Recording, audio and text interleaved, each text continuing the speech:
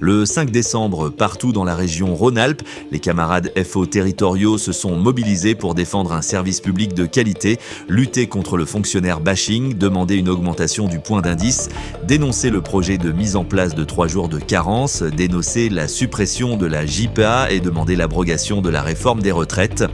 Manifestation à Chambéry, rassemblement et prise de parole dans l'Ain, conférence de presse et assemblée générale en Haute-Savoie, manifestation à l'hôpital du Forez dans la Loire. Au regard de la situation politique et l'absence de gouvernement dans laquelle se trouve le pays, la Fédération des personnels des services publics et des services de santé est contrainte de revoir son positionnement sur les actions et grèves prévues les 10, 11 et 12 décembre 2024. En effet, la motion de censure votée jeudi soir n'a pas seulement entraîné la démission de l'ensemble du gouvernement Barnier, mais a également mis fin à toutes les mesures antisociales contenues dans le projet de loi de la sécurité sociale, PLFSS, le projet de loi de finances, PLF, mesure que FO a été la première organisation syndicale à dénoncer.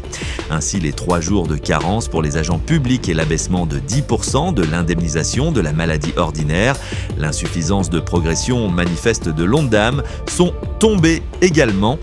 De plus, l'agenda parlementaire dans lequel une proposition de loi instaurant une norme ou un ratio soignant-soigné minimum dans les services, premier pas vers la satisfaction d'une des revendications majeures de notre fédération, est défendu depuis de nombreuses années et pour le moment suspendu. Jusqu'à quand? Dans ce contexte, et alors que tous nos décideurs gouvernementaux sont hors jeu, la fédération suspend les actions nationales des 3 jours de carence, 3 jours de grève, plus particulièrement la journée du 12 avec le rassemblement devant l'Assemblée nationale, et afin d'éviter tout déplacement qui n'aurait in fine aucun effet sur les revendications que nous portons, nous demandons aux camarades qui avaient décidé de se rendre à Paris d'annuler leur déplacement. La fédération souhaite que, devant l'épisode que nous allons traverser, le temps qu'un nouveau gouvernement soit mis en place, nos syndicats restent sur le terrain des revendications syndicales et de l'action syndicale. Pour autant, le combat n'est pas terminé et nous resterons vigilants à l'évolution de la situation.